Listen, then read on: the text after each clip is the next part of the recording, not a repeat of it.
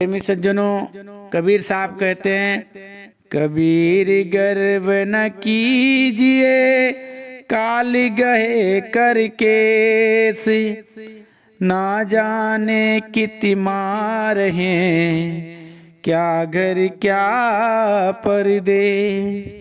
कबीर साहब ने बड़े सुंदर शब्दों में कहा, प्रेमी सज्जनों, कि ये मनुष्य आप अहंकार में ना आए। आप अपने इस शरीर को देख के, अपने धन बल को देख के, अपनी ख्याति को देख के, अपने आप को देख करके गर्व ना करें। क्यों?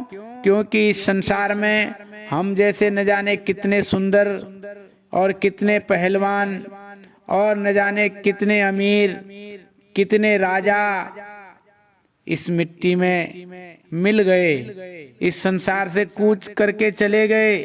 तब कबीर साहब कह रहे हैं कि आपको किसका अहंकार है, किसका गुमान है, किस बात का गर्व है।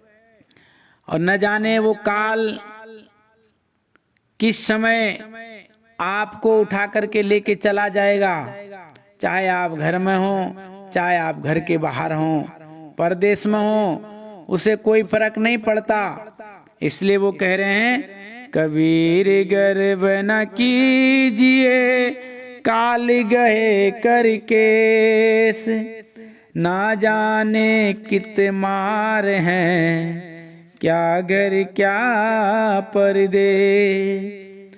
आज काल के बीच में जंगल होएगा बास, ऊपर ऊपर फिर रहे ढोर चरेंगे घास। इतने सुंदर शब्दों में कबीर साहब ने चेतावनी शब्द में हमें समझाया कि आज परमात्मा की भक्ति करूंगा, कल उस परमात्मा की भक्ति करूंगा। यह कहते कहते इस दुनिया से हम चले जाते हैं। आज काल के बीच में जंगल होएगा बास, एक दिन हमको जंगल में ले जाके शमशान घाट में दफना दिया जाएगा। हमारा बसेरा जंगल में हो जाएगा और ऊपर क्या है, जानवर घूमेंगे, जानवर घास चरने लगेंगे। बड़ी बड़ी घासें हमारे जहाँ पर हमें दफनाया जाएगा, जहाँ हमें जलाया जाएगा, उस मिट्टी के ऊपर न जाने कितनी कितनी बड़ी घास जमाएगी और उस पर जानवर चरेंगे। कहा कि हे मानव, गुमान क्यों करता है? ये दुनिया में जब तुम आए हो तो इस दुनिया के जो रिश्ते नाते हैं इनको निभाते हुए उस परमात्मा की भक्ति करो, और वरना इस दुनिया में नाम के अलावा, उस परमात्मा के अलावा कोई भी सच्चा नहीं है। इस दुनिया के सारे फर्ज दिखावे के हैं। यहाँ हर शख्स स्वार्थी है। अगर कोई व्यक्ति आपसे प्रेम कर रहा है तो इस संसार में केवल दिखाने के लिए प्रेम कर रहा है। कोई किसी से प्यार नहीं करता। ये सब दिखावे के रिश्ते हैं। जब हमें लगता है अमुक आदमी से या फला आदमी से मेरा कोई वास्ता नहीं है, अब वो मेरे लायक नहीं है, अब उसके पास पैसा नहीं है, तो हम धीरे धीरे उससे मिलना और बातें करना कम कर देते हैं। क्यों? क्योंकि ये जो संसार है ये स्वार्थ का संसार है। यहाँ कुछ नहीं, क्योंकि यहाँ हमारा स्वार्थ उससे पूरा नहीं होता, या जिससे पूरा नहीं होता हम उससे मिलना जुलना तक छोड़ देते हैं। ये संसार केवल स्वार्थ का है। ये दुनिया स्वार्थ के रिश्ता है। इस दुनिया में यहाँ केवल मतलबी लोग हैं। यहाँ केवल मतलब निकालने के लिए हम एक दूसरे के काम आ रहे हैं। इस जहाँ का घर हर इंसान भूखा है, किसी को दौलत की भूख, किसी को शोहरत की भूख। यहाँ इंसान के बीच एक आग प्रज्वलित है जो रुकती नहीं। बस जहाँ दो लोग मिल गए, तीसरा व्यक्ति शोला बन के धधकने लगता है। ऐसी हालत है हमारी। अपना पराया, तेरा मेरा, ये सब हमारे मन का कारण है। ये हमारा मन जो है ना, ये अहंकार से भरा हुआ है। हम प्रेम क्या है ये तो हम जानते ही नहीं।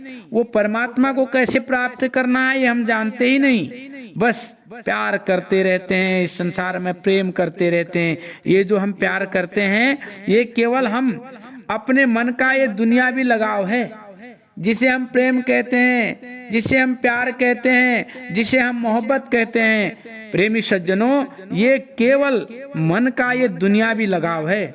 जहां से हमें कुछ न कुछ प्राप्त होता है। प्रेम प्यार तो क्या होता है, निस्वार्थ होता है, जहां न लाभ है न हानि है। न प्रेम प्यार तो केवल क्या है, निस्वार्थ है, वहां लाभ हानि कुछ नहीं। प्रेम करने के लिए तो अपने हस्ती को मिटाना पड़ता है, अपनी हस्ती को मिटाना पड़ता है। प्रेम किया मीरा ने, प्रेम किया सबरी ने, प्रेम किया राधा ने, प्रेम किया भक्त प्रहलाद ने, प्रेम किया गोपी चंद ने, जो आज भी दुनिया के दिलों में बसे हुए हैं। दुनिया में माँ बाप भाई बहन पिता पुत्र पति पत्नी बच्चे सभी के होते हैं। ये तभी तक प्रेम करते हैं प्यार करते हैं जब तक इनका हमसे स्वार्थ जुड़ा रहता है। लड़का बचपन में जब तक नादान होता है, बेटा शादी से पहले, बेटी शादी के बाद, बहन किसी की होने के बाद, पत्नी जीवन सुखमय रहने तक। जब निर्धनता व लाचारी आती है तो न बेटा न बेटी न पत्नी न बच्चे कोई भी प्यार नहीं करता। बूढ़े माँ बाप उन्हें परेशानी व बोझ से लगने लगते हैं। क्या हालत है आज बूढ़े माँ बाप को की, आज हम समझ नहीं पा रहे हैं। बेटी जब ससुराल चली जाती है तो मायके की याद में दिन रात छटपटाती है, लेकिन वही बेटी ससुराल में अपने सास ससुर की सेवा करने में संकोच करती है। उनके बताए रास्ते पर चलना भी उसे पसंद नहीं। वहीं दूसरी ओर आदमी की हालत यह है कि वह माया में पड़ा पड़ा इतना क्रूर हो गया है कि वो अपने माँ बाप को तक भूल बैठा है। बेटा जो बूढ़ी आंखों का तारा, माँ का दुलारा, आज वो माँ बाप बुढ़ा बुढ़िया हो गए। आपने देखा होगा प्रेमी सज्जनों, क्या है, हम तो इस संसार के भी फर्ज सही से अदा नहीं कर पा रहे हैं। जिस माँ बाप ने हमें जिंदगी भर पाला पोसा बड़ा किया, आज हम उनको बुढ़ा बुढ़िया कह करके बाहर निकाल रहे हैं, समझ नहीं पा रहे हैं। और जो लड़की आज हमारे घर आई, हमारी दुल्हन बनके, हमारी बहू बनके, आज वो हमारी सब कुछ हो गई। उसके मम्मी पापा हमारे मम्मी पापा हो गए और अपने मम्मी पापा बुढ़ा बुढ़ी हो गए। कैसा प्रचलन है, क्या है ये सब? ये स्वार्थ की दुनिया है। सारी उम्र बेटे की सेवा की, उसे पढ़ाया लिखाया, शादी की, बदले में क्या मिला? क्या मिला कि हम बूढ़े माँ बाप को वृद्धाश्रम छोड़ आते हैं। ऐसी हालत हो गई है हमारी। और हम बात करते हैं भक्ति की, परमार्थ की। हम दिखाना चाहते हैं दुनिया को कि हम भक्ति कर रहे हैं, लेकिन घर के अंदर झांक करके देखो कि हमारे माँ बाप की क्या हालत है, हमारे परिवार की क्या हालत है। लेकिन नहीं, आज हम समझ नहीं पा रहे हैं। औरत महान है। इस भारत भूमि पर औरत को देवी रूप माना जाता है, उसकी पूजा की जाती है। फिर ऐसा क्यों है? वही देवी जब किसी के घर की लक्ष्मी बनकर के, बहू बनकर के आती है तो उस घर का अमन चैन छिन जाता है। एक औरत के आने से पहले कोई भी बेटा माँ बाप को वृद्धाश्रम नहीं भेजता। फिर ऐसा क्यों है कि शादी के बाद बेटा माँ बाप को वृद्धाश्रम की राह दिखाता है? जिसकी अंगुली पकड़कर जीवन की राह पर चलना सिखाया, वही अंगुली माँ बाप को बाहर का रास्ता दिखाती है। अपने अंतिम क्षणों के दिन गुजर जाएं, बूढ़ी आंखें यही सोचते रहती है। वो जुआ खामोश है जो बेटे को सुलाने के लिए रात भर लोरियां सुनाती थी।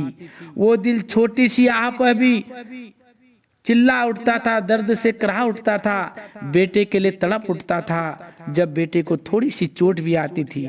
आज वो जुआ भी खामोश है। वो आह तो है पर डरी सहमी सी, कहीं बेटा डांट न दे, कहीं कुछ बोल न दे, घर से निकाल न दे। खामोश सारा नजारा सहमे सहमे सहते रहते हैं। तो क्या है, हम क्यों नहीं समझ पा रहे हैं? आज इस भागम भाग की जिंदगी में, आज इस भूलोक पर, आज अमन चैन की जिंदगी पाने के लिए हम इतने भूले हुए हैं। हम अपने रिश्ते नातों तक को भूले हैं। और बात करते हैं परमात्मा की, परमात्मा को खोजने की, परमात्मा से मिलने की। प्रेमी सज्जनों, वह परमात्मा कोई बच्चा नहीं। मंदिर में खूब प्रसाद चढ़ा दोगे तो खुश हो जाएगा, गंगा यमुना नहाने चले जाओगे तो खुश हो जाएगा, खूब भंडारा करोगे, खूब पूड़ी पकवान खिलाओगे, खूब दूध चढ़ाओगे तो वो परमात्मा खुश हो जाएगा, आपके गुनाह माफ कर देगा। अपने दिलो दिमाग से इस बात को निकाल दो, वह परमात्मा ऐसे मिलने वाला नहीं। अगर उस परमात्मा को प्रेम करना है, उस परमात्मा को प्राप्त करना है, प्रेमी सज्जनों, हमको जीवन में सादगी लानी पड़ेगी। जानना पड़ेगा वह परमात्मा कैसे प्रकट होगा। आज हम सत्य की खोज में निकल पड़े, लेकिन पता ही नहीं कि सत्य को जानने के लिए हमें अपना सत्य भी समझना पड़ेगा कि हमें क्या करना है। वाणी में मधुरता लानी पड़ेगी, जीवन में सरलता लानी पड़ेगी, हर कष्ट को सहना पड़ेगा। लेकिन आज हम क्या कर रहे हैं? आज हम इस संसार में ऐसे भरमे हुए हैं, ऐसे भरमे हुए हैं, इस संसार को सच समझे बैठे हैं। लेकिन क्या है? क्या ये प्रेम है? क्या इसे आप प्यार कहेंगे? जिसको गले से लगाया, कांधों पर बिठाया, जिसकी एक मुस्कुराहट के लिए सब कुछ लुटा दिया, माँ ने लाजों से पाला, रातों की नींद उड़ा डाली, खुद को मल में सुलाया, गीले में सुलाया और अपने बच्चे को सूखे में सुलाया। आज उम्र का आखिरी पड़ाव डरते डरते बिताने लगे हैं और बात कर रहे हैं परमात्मा की, परमात्मा को पाने की। पहले अपनी हालत देखो, पहले घर की हालत देखो। सच्चाई तो यह है, हम रिश्ता जानते ही नहीं, सारा खेल तो स्वार्थ का है, मतलब का है। और हम परमात्मा की भी भक्ति मतलब से करना चाहते हैं। परमात्मा को भी प्राप्त करने के लिए हम ये जानना चाहते हैं कि कहीं न कहीं हमारा स्वार्थ पूरा हो। क्यों करना चाह रहे हैं हम भक्ति? भगवान की वंदना क्यों करना चाह रहे हैं? लड़के की नौकरी लग जाए, अच्छी बहू आ जाए, धन रुपया आ जाए, कोई कष्ट ना मिले इस शरीर को, नाना प्रकार की इच्छाओं से भरे पड़े हुए हैं। इसलिए हम परमात्मा की भक्ति करना चाहते हैं। और जो निस्वार्थ केवल इस आत्मा का उद्धार करने के लिए, इस आत्मा को परमात्मा में मिलाने के लिए जो भक्ति करना चाहता है, वो सद्गुरु की शरण में आता है, वो जानना चाहता है, वो खोजी है, वो तड़प रहा है। लेकिन हम क्या कर रहे हैं? क्या हमारे अंदर ऐसी तड़प पैदा है उस परमात्मा को पाने की? यहाँ तो सब हम अपनी खुशी के लिए दुआएं करते हैं, दुआओं के लिए हमें झुकना भी नहीं आता, दुआ करना भी नहीं आता। हम दुआ भी करना नहीं जानते और मांग अपनी खुशी रहे उस परमपिता परमेश्वर से दुआ कर रहे हैं, लेकिन हमको दुआ करना भी नहीं आता। दुआएं क्या हैं हम जानते ही नहीं, हमें तो गुनाह पर गुनाह करते जा रहे हैं। देखो कैसी बड़ी विडंबना है, कैसी भूल है। हम परमात्मा की भक्ति करना चाह रहे हैं, भगवान को भजन करना चाह रहे हैं, मंदिर में दुआ के लिए जाते हैं और उस फूल को तोड़ लाते हैं जो कितनी हसरत से, कितने मुश्किल से कांटों पर खिलता है, मुस्कुराता रहता है।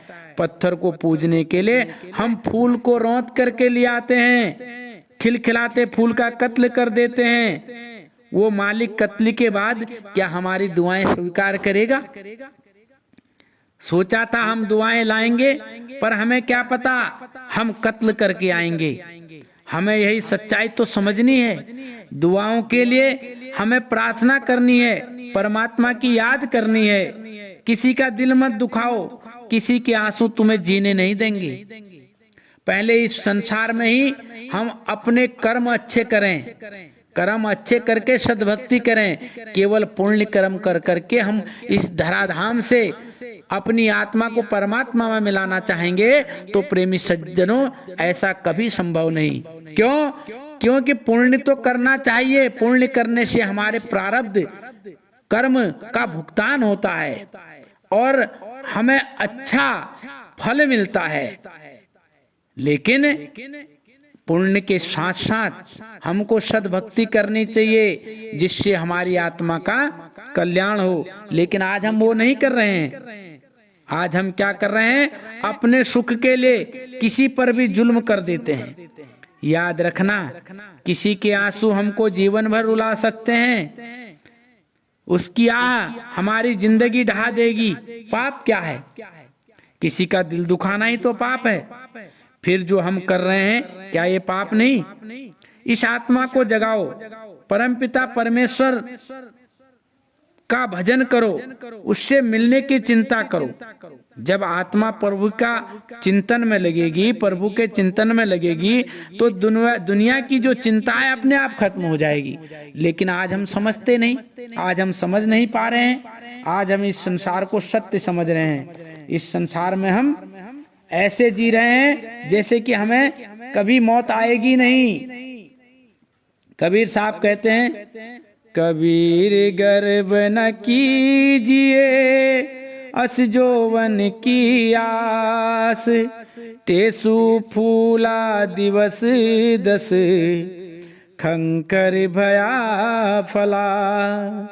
कबीर साहब कह रहे हैं कि ये मानो तू किस भूल में है, क्या कर रहा है? इस जोवन की, इस जवानी की आस में तू सब कुछ भूला बैठा है। जिस प्रकार से टेसू का फूल 10 दिन तक, जब तक वो फूल रहता है, उसकी लालिमा बनी रहती है, वो सुंदर लगता है। लेकिन जब वो पक जाता है तो उसमें क्या होता है? सब लोगों ने देखा होगा, तोता जो होता ना सेमल के फूल पर, उसके कलर को देख करके इस आस में रहता है कि इसमें बहुत सुंदर फल पैदा होगा, और ये फल बहुत सुंदर होगा। जिसका फूल इतना सुंदर है तो उसका फल कितना सुंदर होगा। उस आस में उस पर बैठा रहता है। जिस दिन वो फल पक जाता है, चोंच मारता है, तो क्या निकलता है? केवल रुई रुई से उसका मुंह भर जाता है। तो ऐसी हालत है हमारी, है ना? तो कहा कि कबीर साहब कह रहे हैं, ऐसा यह संसार है जैसा सेमल फूल, दिन 10 के व्यवहार में झूठे रंग न भूल। तो ये संसार कैसा है? इसी सेमल के फूल की तरह है। तो इसमें, इस दिन 10 के व्यवहार में, इस 4 दिन की जिंदगी में, इस रंगों में, इस झूठे रंगों में हे नादान मत फंस। और फंसना है तो कहाँ फंस? परमात्मा की भक्ति में फंस, जिससे हमारे जीवन का उद्धार होगा। लेकिन क्या है, हम समझ ही नहीं पा रहे हैं। हम प्रभु की चिंता ही नहीं कर रहे हैं। हमारी आत्मा प्रभु की चिंता में लगी नहीं रही है। उठो, आज से, अभी से जागो। कहा जो बीत गई सो बिसार दे, अब आगे की सुध ले। जो समय हमारा निकल गया, जो बीत गई सो बिसार दे। जो भी उम्र हमारी चली गई बिना परमात्मा की भक्ति करने में, और जो बची है, जो बीत गई सो बिसार दे, अब आगे की सुध ले। आज से ही चेत जाओ, जागो, अपने लक्ष्य को प्राप्त करो, अपना ध्येय जानो। हमारा ध्येय क्या है? जब तक हम अपने ध्येय को नहीं जानेंगे प्रेमी सज्जनों, तब तक हम उस परमात्मा की प्राप्ति नहीं कर सकते। हमें पता ही नहीं हमारा ध्येय क्या है। एक दिन दुनिया के जितने रंग हैं सब वो बेरंग हो जाएंगे। कोई भी रंग तुम्हें रास नहीं आएगा।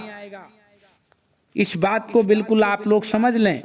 बचपन में दुनिया समझ में नहीं आती, ये जहां क्या है कुछ पता नहीं चलता। जवानी में दुनिया के सभी रंगों में मन रंग जाना चाहता है। जवानी में नशा, जिस्म की ताकत से हम हाथी की तरह मदहोश अलमस्त रहते हैं। क्या सही है क्या गलत है जानने की चाह नहीं रखते। खुद को ही बलवान और खुद को ही धनवान समझते हैं। बचपन जवानी की दहलीज पर कदम जो ही रखती है, अपने पराये रिश्तेदार देख के हम सब आश्चर्य करते हैं। आपने देखा होगा, छोटा बच्चा होता है, वो धीरे धीरे बड़ा होता है तो हमारे रिश्तेदार, हमारे अपने कहते हैं देखो देखो ये कितना बड़ा हो गया, कितना सुंदर हो, कितना जवान हो गया है, बड़ी तारीफ करते हैं। लेकिन ये नहीं कहते कि बेटे आज तू 25 साल का हो गया। 25 साल बड़ा नहीं हो गया, वो 25 साल अपने जीवन के खो चुका है। 25 साल नजदीक काल के आ चुका है। लेकिन हम कब समझेंगे इन बातों को, कब जानेंगे इन बातों को, कौन समझाएगा। लेकिन प्रेमी सज्जनों, हमें यह बात समझ में नहीं आती, हम समझ नहीं रहे हैं। इसलिए संत आते हैं तो वो बताते हैं, वो कह रहे हैं कि प्रेम करो, इस संसार से प्रेम नहीं करना। प्रेम किससे करना है? उस परमपिता परमेश्वर से करना है। क्यों? क्योंकि हम जितना भी समय हमारा जा रहा है, दिन महीने साल, हम मृत्यु के नजदीक आ रहे हैं। और एक दिन वह काल का जब तमाचा पड़ेगा तो हम धराशायी हो जाएंगे और ये शरीर हमारा यहाँ पड़ा रहेगा। हम मृत्यु को प्राप्त हो जाएंगे, यहाँ अपना पराया तेरा मेरा सब छूट जाएगा। इसलिए हमें परमात्मा की भक्ति करनी है। कबीर साहब कह रहे हैं, जेहि घट प्रेम न प्रीति रस, पुनि रसना नहीं नाम, ते नर पशु संसार में उपज पड़े बेकाम। कबीर साहब कह रहे हैं कि जिस घट में प्रेम नहीं है, प्रीत नहीं है, और ये जीव उस परमात्मा का नाम नहीं ले रही है, जे घट प्रेम न प्रीति रस पुनि रसना नहीं नाम, जिसके जिह्वा पर उस परमात्मा का नाम नहीं है, ते नर पशु संसार में उपज पड़े बेकाम। वो व्यक्ति, वह मनुष्य इस संसार में मनुष्य जन्म में तो है, लेकिन पशु जैसे हैं। कैसे हैं? पशु जैसे, बेकाम के हैं। तो इसलिए हमें क्या करना है प्रेमी सज्जनों? हमें परमात्मा की भक्ति करनी है। और उस परमात्मा की भक्ति करने के लिए हमारे परम पूज्य गुरुदेव महाराज संत ठाकुरदास साहेब जी, जिनका निवास स्थान ग्राम चिनौरा, जिला पीलीभीत है, उन्होंने एक शब्द लिखा। उन्होंने अपने शब्द के माध्यम से हमें बताया, कहा, समझ नरि चेतिरे अब हूँ, काल सिर पर खड़ा तेरे। समझ नरि चेतिरे अब हूँ, काल सिर पर खड़ा तेरे। भोगता चार खानी को, फिरे जमदूत निति घेरे। समझ नरि चेतिरे अब हूँ, काल सिर पर खड़ा तेरे। हमारे गुरुदेव महाराज परम संत ठाकुरदास जी कह रहे हैं कि हे नर, अब भी समझ जा, समझ नर चेत रे अब हूँ। अब हूँ क्यों कहा?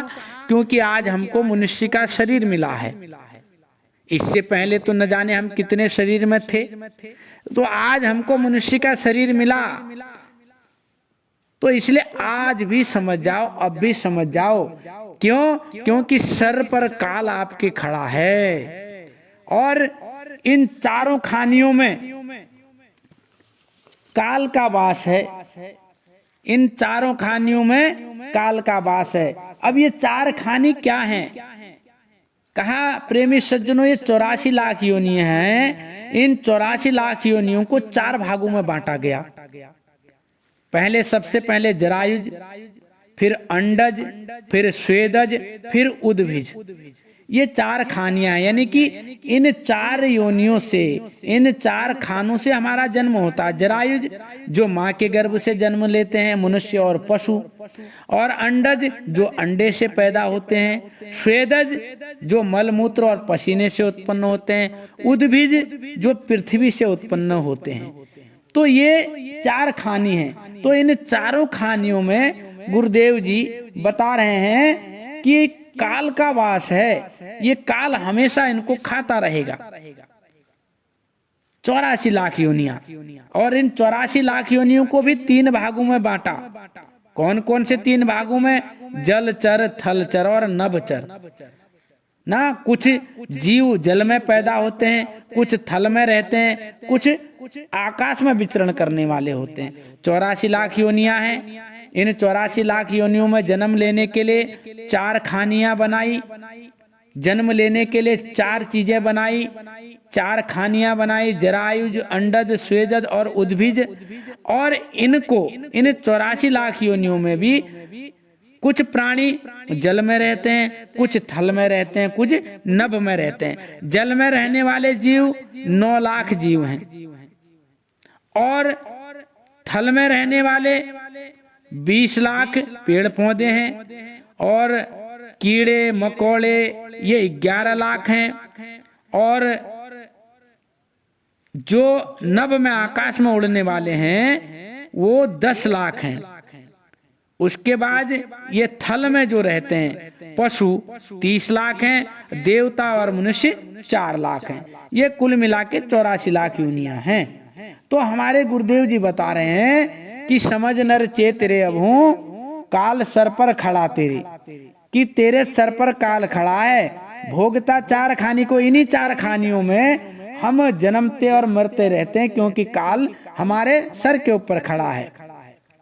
अरे नरी बाब रे सुन तो कहें गुरुदेव नित तेरे, अरे नरी बाब रे सुन तो कहें गुरुदेव नित तेरे, त्याग गफलती को मते वाले कटे क्रम ब्रह्म के फेरे, समझ नरि चेत रे अब हूँ काल सिर पर खड़ा तेरे। तो गुरुदेव जी बता रहे हैं, अरे नर बावरे सुन तो, अरे बावरे इस दुनिया में मस्त होने वाले व्यक्ति, उन्मादी व्यक्ति, मदहोश व्यक्ति, जरा सुन तो सही बावरे, क्योंकि गुरुदेव आवाज दे रहे हैं इस गफलत में मत पड़, इस गफलत को त्याग और कर्म भरम से दूर हो, इस संसार के कर्म बंधनों से दूर हो।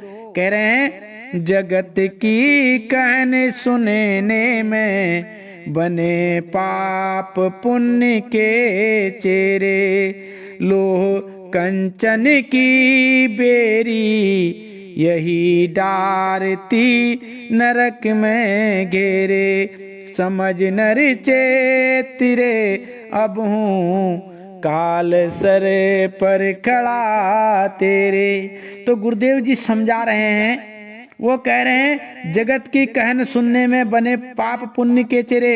इस संसार में हम जो संसार के लोगों की बात सुन रहे हैं, वो चाहे पाप की बात हो, चाहे पुण्य की बात हो, चाहे वो किसी भी प्रकार की बात हो, वो हमको 84 में लेकर के जाएगी। ये पाप और पुण्य का जो कर्म का फंदा है, ये पाप और पुण्य के जो हम काम कर रहे हैं, जो कर्म कर रहे हैं, इन पाप से तो हम न तर सकते हैं, न हम पुण्य से तर सकते हैं। जिस प्रकार से कहा लोह कंचन की बेड़ी, चाहे वह लोहे की बेड़ी हो चाहे सोने की बेड़ी हो, अगर किसी को उससे बांध दिया जाए तो वो रहेगा तो बेड़ी में ही, बेड़ियों से ही बंधा तो रहेगा।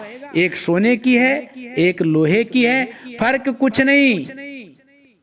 ऐसे ही कोई व्यक्ति पाप करे तब भी उसको इस धराधाम पर उसका फल भोगना आना पड़ेगा, और कोई पुण्य करे तब भी उसका फल भोगने के लिए हमें आना पड़ेगा। तो आगे गुरुदेव जी समझा रहे हैं, ज्ञान की दृष्टि से देखो सुपन धन मिलते बहु तेरे, ज्ञान की दृष्टि से देखो सुपन धन मिलती बहु तेरे, जागती पछतावना होगा लगे नहीं कुछ हाथ फिर तेरे, समझ नर चेत रे अब हूँ काल सर पर खड़ा तेरे। तो गुरुदेव जी बता रहे हैं कि ज्ञान की दृष्टि से देखो, इस संसार में धन दौलत ये सब स्वप्न हैं, स्वप्न के जैसे हैं, और जाग बाद में पछतावना होगा और तेरे हाथ कुछ भी नहीं लगेगा। जाग पछतावना होगा लगे नहीं कुछ हाथ तेरे, समझ नर चेत रे बावरे काल सिर पर खड़ा तेरे, कि अभी भी तेरे सर पर काल खड़ा है। ऐसा नहीं कि हमें मनुष्य जन्म मिल गया तो हम काल के जाल से न्यारा हो जाएंगे, नहीं। यह मनुष्य जन्म मिला काल के जाल से न्यारा होने के लिए। काल के जाल से हम न्यारा कैसे होंगे, इस आवागमन के मार्ग से हम कैसे छूटेंगे, इसके लिए हमको सद्भक्ति करनी पड़ेगी। हमको जानना पड़ेगा, हमको इन संतों की शरण में आना पड़ेगा। आगे कह रहे हैं, जो है मजबूत तने मन से बने गुरु चरण के चेरे, जागना जरना तब छूटे रहे सारे वचन दृढ़ नेरे, समझ नरी चेतिरे अब हूँ काल सिरे पर खड़ा तेरे। तो गुरुदेव जी महाराज समझा रहे हैं, जो अपने तन मन को गुरु के चरणों में अर्पित कर देगा, अपने आप को मजबूत कर लेगा, इस संसार की कर्म वासनाओं से दूर होकर के गुरु की बात को मानने वाले बनेगा, तो इस संसार की तपन से दूर हो जाएगा।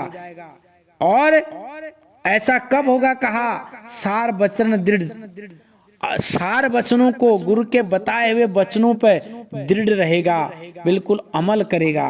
आगे कहते हैं, जब ऐसा करने वाला हो जाएगा, गुरु के बताए हुए रास्ते पर चलने वाला होगा, गुरु जो जो कह रहे हैं उस करने को करने वाला होगा, तो क्या होगा? कटे जन्म मरण का बंधन, सुने सतसंग गुरु के रे। कटे जन्म मरण का बंधन, सुने सतसंग गुरु के रे।